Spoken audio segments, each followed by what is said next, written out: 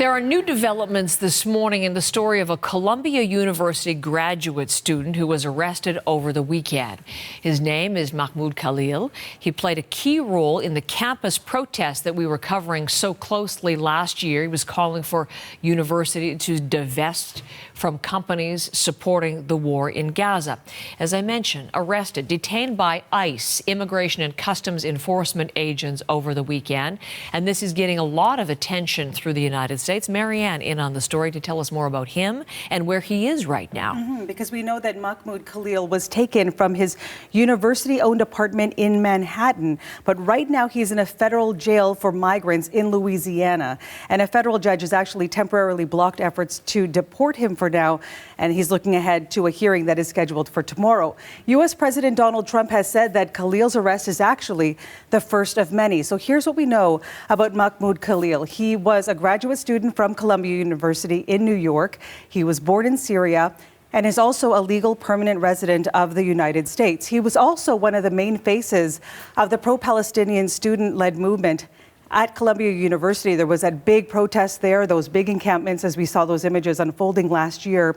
And he was one of the main faces speaking out on campus. As you recall, if you recall, Columbia University was actually the epicenter of the pro-Palestinian protests that not only happened here, where you see Khalil speaking at the mics there from a couple of months ago, but also all across the United States. And at the time, Trump promised to crack down on students who are protesting the war in Gaza. Now, there is concern in the wake of Khalil's arrest that this is a way of attacking free speech. And we did hear from a mathematics professor from Columbia University.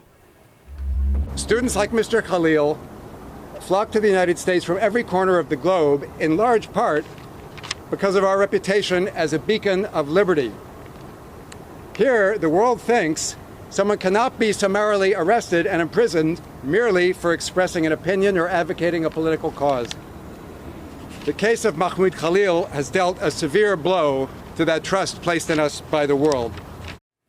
After his arrest, there were protests at Columbia University yesterday. Hundreds of people came out. As for what Homeland Security is saying about this right now, they're saying that Khalil's arrest is in support of President Trump's executive orders prohibiting anti-Semitism.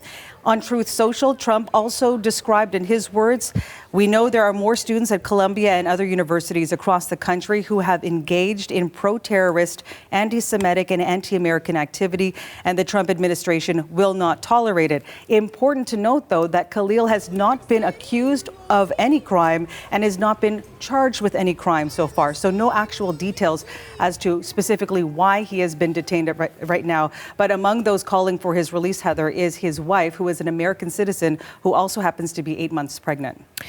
The other thing from the Trump administration, he pulled $400 million in funding from Columbia late last week. Is this linked to the same kind of story, First Amendment issue? Well, according to Donald Trump, that's because of an investigation by the new anti-Semitism task force. So as a result, that funding has been pulled. That's $400 million in federal grants and contracts. And Columbia University actually issued a statement in response to that.